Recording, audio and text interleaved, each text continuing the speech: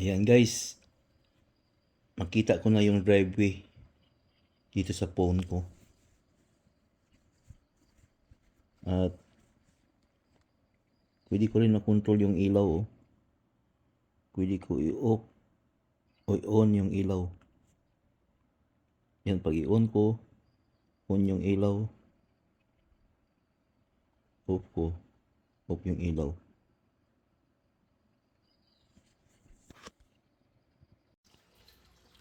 Mag-unboxing tayo ng wired floodlight camera.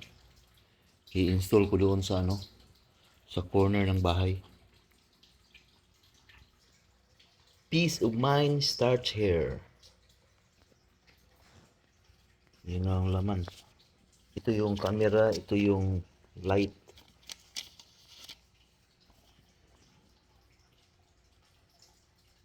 Download libreng monitor.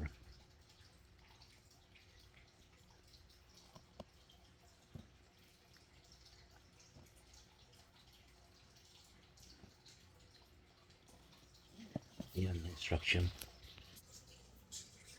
Yan, madali lang itong i-install. 3 wire lang. Kayang-kaya ko yan. Ito yung mga parts.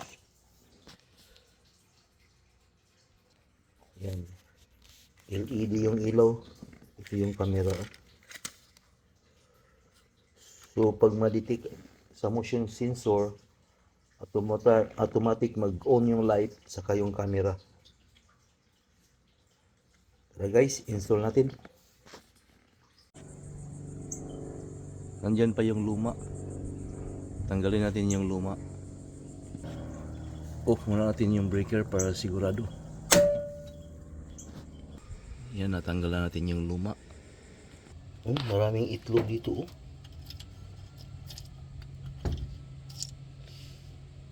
Itlog ng butiki yata. Yan guys, nakakabit na yung bago. Hindi pa nakakabit. Ano pa natin yung wire. I-hook up natin yung wire. Ayun, nakabit na natin yung mga wire. Na-connect na natin. Ayan na, nakabit na natin. Ito yung camera niya.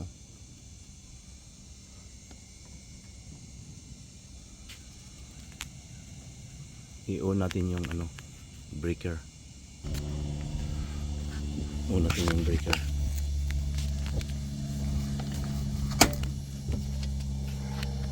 Yan naka-on na yung cam.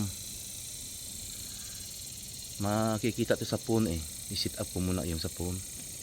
At dyan, may camera rin tayo dyan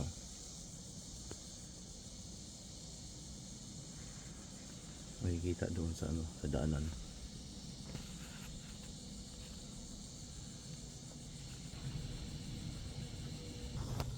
At dyan rin nakita yung doon sa daanan.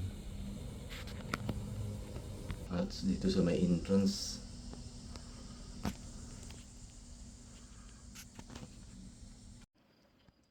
Ayan guys, makita ko na yung driveway dito sa phone ko.